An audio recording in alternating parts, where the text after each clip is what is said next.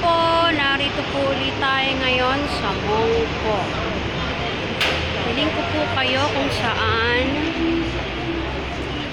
dinadayo po ng mga turista. Ang budget lang po ay kakaunti. Hindi lang po mga nagtataasang building po ang dinadayo dito. Ito po, meron din po silang Changge dito. Makikita niyo po. Yan. Uso rin po ang Changge. Changge dito.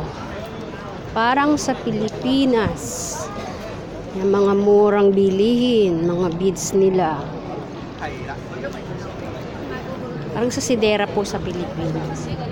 Cellphone, casing, damit, tsaka dito.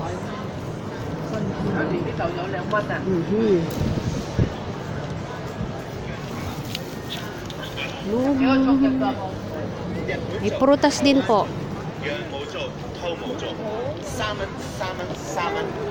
Mga damit. Pambata. Pantulog. Yan po.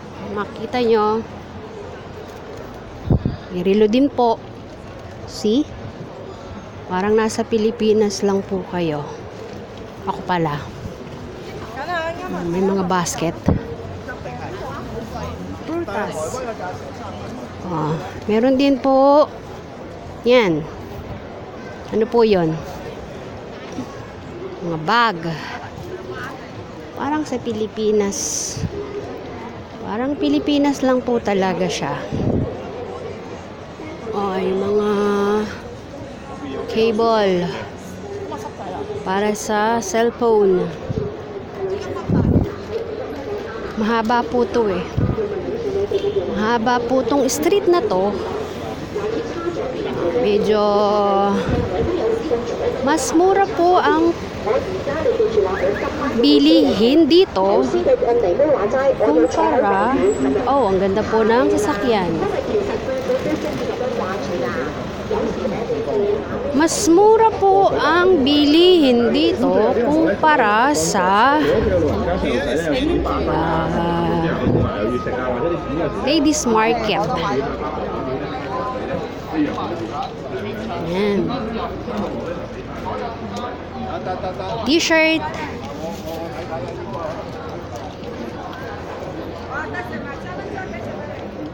Pants. Ito po, mga Chinese clothes po. Gaganda niya, di po. Yan. Ahem. Mga pantalon. RTW.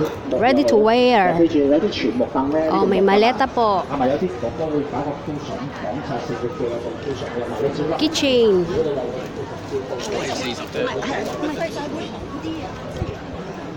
Talagang ano po. Kumbaga sa atin, pangmasa. Presyong kaibigan. Kaya sa budget. Pasok tayo dun sa kabila. Kasi dun sa gilid ay may mga tindahan din po sila dyan. Stall. Yan. $10. At dito. Yan. Ang ganda maglakad-lakad. Ito po, mura-mura lang siya. Yan. Ano na mga bata. Pang bata po siya. Jacket. Aha.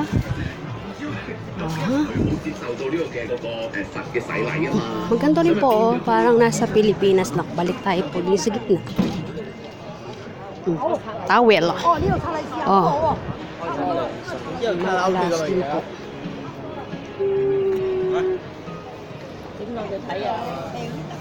Malas. Hindi ko lang pwede sanla. Ito pa po. Yan. Yan. Medyo isang